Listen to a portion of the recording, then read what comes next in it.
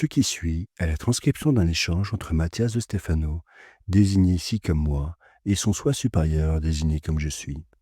Dans cette capsule, la voix masculine incarnera le moi, tandis que la voix féminine représentera le je suis. Cette conversation intitulée Pression a été réalisée le 28 novembre 2020.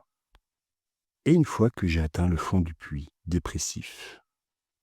Tu ressens la pression du monde sur toi. L'être humain est un être né sous pression. La conception se produit sous la pression d'un corps pénétrant un autre. Le développement et la gestation se produisent sous la pression des organes et la poussée du corps qui se ferait un chemin. La naissance se produit sous la pression du corps maternel. L'accouchement est un moment de grande pression. Les poumons ressentent la pression de l'air lorsqu'ils entrent pour la première fois, tandis que la pression sanguine commence à pomper le sang vers toutes les extrémités du corps. La pression des vêtements, la pression des bras, de la mère et du père, la pression intestinale et la pression qu'il doit exercer pour les premières évacuations. La pression de la lumière sur la rétine des yeux, la pression atmosphérique face aux moindres changements climatiques, la pression de la température sur la peau, la pression de la gravité qui presse le corps sur la surface de la terre, la pression des regards, la pression des pleurs, la pression de la nourriture qui entre dans l'œsophage. Et à mesure qu'il grandit, la pression des parents pour qu'il mange bien, pour qu'il finisse son assiette, la pression pour qu'il parle et prononce ses premiers mots et fasse ses premiers pas, la pression pour qu'il se comporte bien, recevant ses premières réprimandes et punitions, la pression pour socialiser, pour aller à l'école, la pression d'apprendre, d'étudier, de bien se comporter, la pression hormonale, la pression de la croissance qui se ressent dans les os et les muscles, la pression de tomber amoureux, la pression de la moquerie qui accompagne toute pression psychologique et émotionnelle, la pression de se conformer aux exigences de la famille, aux normes de la société et de la culture, la pression inconsciente de s'intégrer dans le monde, d'être accepté, la pression de réussir un examen, de terminer ses études, de trouver une carrière universitaire, la pression de grandir, d'avoir des responsabilités, la pression de survivre, mois après mois, la pression d'un travail et d'un horaire, d'être le meilleur, la pression du monde qui attend de vous que vous soyez ce qu'il a prévu pour vous et la pression interne qui vous pousse à être ce que les autres attendent de vous. Et là, vous trouvez la pression de votre être qui vous dit moralement ce qui est bien et ce qui est mal et vous pousse à être le meilleur ou la meilleure version de vous-même. La pression que l'on s'impose à soi-même dans ses attentes et ses croyances. Et là, la pression de la crise financière, de la crise émotionnelle, de la crise existentielle. Tu rencontres alors la pression de l'âme en quête de liberté. La pression qui te conduit à l'effondrement, à la dépression. Et au fond, tu rencontres la pression de l'esprit qui te pousse à rayonner ta lumière. Et commence la pression du chemin intérieur, le chemin spirituel. Et là, tu découvres la pression de la mission, d'avoir un but, la pression d'accomplir un bien supérieur et commun pour les autres et pour la planète. Tu ressens la pression messianique, la pression de l'existence. Et alors, tu te rends compte que tu es pressé par l'espace et tes limites, pressé par le temps qui comprime ton être en l'usant, pressé par la gravité de la Lune et des planètes, pressé par l'univers. Et quand tu rencontres le cosmos, tu te sens pressé par la recherche de la cohérence, de l'harmonie, de ta divinité. Et un jour, toute cette pression se transforme en un moment d'épiphanie, où toutes les pressions que vous avez vécues étape par étape auparavant se font sentir toutes ensemble. Et là, vous ressentez la pression de toute l'existence elle-même. Et cette pression est telle que la seule chose que vous pouvez ressentir. C'est rien. le vide. Liberté. Combien de fois l'avons-nous dit? La somme de toutes les forces est égale à 0. La vie est un chemin constant de pression de toutes sortes. Le chemin de l'existence est un chemin de pression.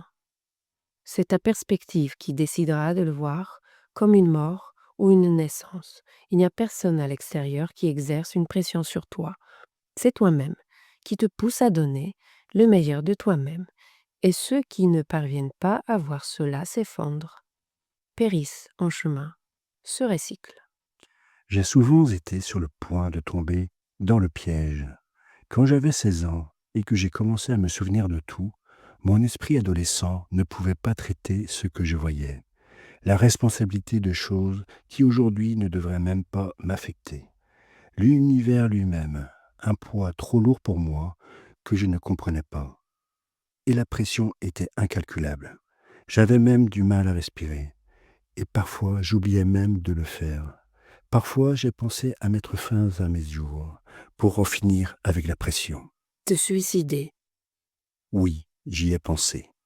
Libérer la tension, en finir une bonne fois pour toutes. Toute la souffrance de me souvenir de tant de morts, de me souvenir de tant de personnes aimées qui n'existaient plus, de me souvenir des choses terribles qu'on m'avait faites et que j'avais faites, de me souvenir de ma mission et de ressentir une responsabilité trop grande qu'un enfant ne pouvait pas comprendre. Vivre des situations schizoïdes, voir des êtres, des entités, des extraterrestres. Je croyais que je devenais fou et que personne ne m'écouterait, qu'il serait impossible de transmettre tout cela de manière cohérente. Je préférais mourir, en finir. Me suicider semblait être la solution. Et pourquoi ne l'as-tu pas fait? Pour plusieurs raisons. Premièrement, je ne supporterais pas de laisser ce que j'aime aujourd'hui dans l'apathie et la souffrance à cause d'une décision égoïste.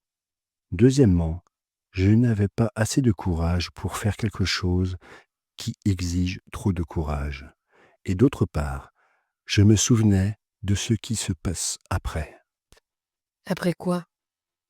de ce qui se passe quand on meurt, et surtout quand on se suicide. La pression ne disparaît pas. Seule la tension physique, les pressions biologiques sont libérées. Mais les pressions psychologiques ne disparaissent pas. Elles sont libérées. Elles ont libre cours. Ce qui contrôlait auparavant le foie, la rate, la vésicule biliaire, les reins, est désormais libre dans l'esprit, sans les limites de la 4e dimension. Les regrets, les pressions, les idées, les préjugés, les émotions que l'on ressentait auparavant deviennent maintenant réalité dans l'esprit, alors qu'auparavant, ils étaient absorbés par la matière et recyclés. Il est vrai que l'on peut sortir de cette situation, mais cela demande beaucoup d'efforts et de temps. Rien à voir avec le fait de surmonter une émotion dans la matière. Un suicidaire vit la pression de la dimension sans temps. Il vit la pression de sa propre pensée qui se répète encore et encore. Il n'y a pas d'enfer pour le suicidaire. Son enfer est son propre esprit.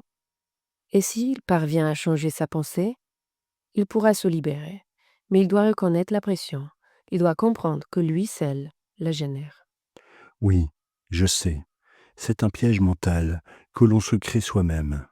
C'est pourquoi, quand je me souviens de ce qu'est la 4e dimension, je me dis, le suicide n'est pas une échappatoire, car il faut du courage dans la matière. Mais c'est une solution de faible sur les plans mental et émotionnel.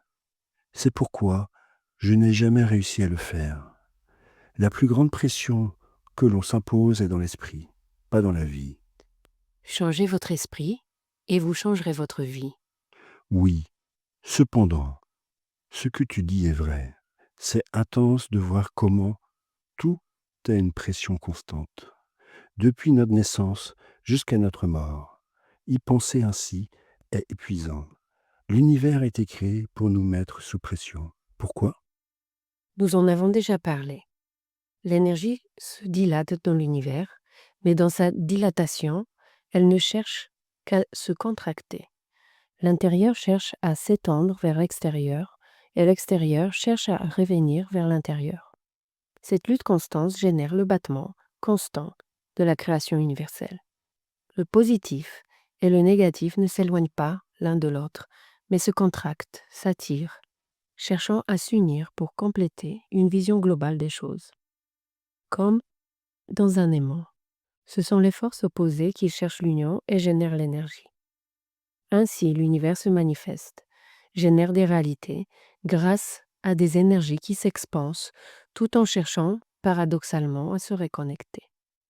Cela fait que les ondes deviennent des particules, une accumulation de vibrations, et que les particules deviennent des atomes, et ceux-ci des molécules, et celles-ci des composés chimiques, et ceux-ci des organismes, et ceux-ci des êtres inorganiques ou organiques, et ceux-ci des êtres vivants.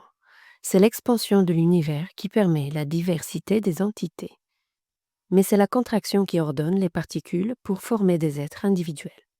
Les atomes d'hydrogène, d'azote, d'oxygène et de carbone se compriment pour trouver un ordre. Leurs forces de pression les façonnent en différentes entités, formations, organismes, générant l'évolution. Du noyau d'une étoile dans n'importe quelle galaxie à la créature la plus subtile sur n'importe quelle surface planétaire. Les mêmes atomes n'ont trouvé qu'une seule forme, d'ordre, basée sur la pression qu'ils ressentent de la gravité. Un être à la surface d'un monde, avec une température et une atmosphère adéquates, permettra au carbone de s'ordonner de manière à permettre le développement. L'évolution est la création de tissus intelligents qui échangent de l'énergie et des données. Mais plus la pression est forte, que ce soit dans la croûte terrestre, dans le magma ou dans le noyau, plus le nombre d'atmosphères comprime les molécules de carbone, transformant ce qui était auparavant un muscle en os, l'os en pierre, la pierre en cristal et le cristal en diamant. Le diamant est la même molécule de carbone qui compose nos corps, mais sous une pression beaucoup plus forte. Tout être vivant a la capacité de se minéraliser sous une forte pression. Cela me rappelle les corps retrouvés à Pompéi, en Italie. Des corps qui ont été calcinés par l'éruption du Vésuve, sous la forte pression de la roche en fusion, qui a pétrifié les habitants, les laissant pour l'éternité dans la même position que celle dans laquelle ils ont été atteints par l'explosion. C'est presque une métaphore de ce que doit ressentir une personne soumise à une forte pression dans la vie, pétrifiée, figée dans ses croyances, ses attitudes, ses façons d'être et de ressentir, prisonnière de la cristallisation de la pression. L'univers, depuis son état moléculaire, recherche la pression dans un seul but, découvrir le potentiel. Les gens découvrent ce dont ils sont capables lorsqu'ils sont soumis à une forte pression dans la vie. Ceux qui considèrent la pression comme un signe de ce qu'ils peuvent tirer d'eux-mêmes s'épanouissent, tout comme une graine germe sous la pression de la terre, tout comme la plus belle montagne émerge sous la pression des plaques, tout comme un enfant naît sous la pression du corps féminin, tout comme un diamant brille sous la pression du magma. Grandir fait mal, dit-on souvent. C'est peut-être pour cela qu'en espagnol les mots adolescent et souffrir se ressemblent, tant et sont si étroitement liés, même si l'un fait référence à l'acte de grandir et l'autre à l'acte de souffrir. Quand on prend conscience des choses, ça fait mal, on sent le poids sur nos épaules, mais ensuite vient une libération, comme si la pression elle-même me libérait. C'est le moment du vide, de la pression maximale. C'est là que surgit l'adrénaline, qui peut tout surmonter. Au moment où vous avez touché le fond et où vous ressentez toute la pression, la force expansive surgit. Comme je vous le disais, l'univers des puissants vides propose de la pression comme un moyen de montrer nos qualités, car c'est la pression du négatif et du positif qui génère les réalités. Le cosmos ne fait que suivre des schémas consistants à mettre le positif et le négatif sous forte pression afin de pouvoir manifester le potentiel de l'esprit, son essence divine. C'est pourquoi tu brilles après les crises. C'est pourquoi tu découvres ta force intérieure face au conflit. C'est pourquoi tu t'illumines après le martyre. C'est pourquoi tu t'expanses après t'être contracté. Est-il donc nécessaire de ressentir de la pression? Bien sûr que oui. Ce qui n'est pas nécessaire, c'est de souffrir. C'est un choix.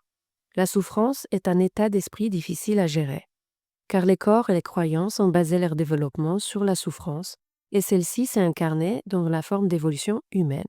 Cependant, souffrir, c'est être sous le joug, ressentir la pression sans savoir comment on en est arrivé là.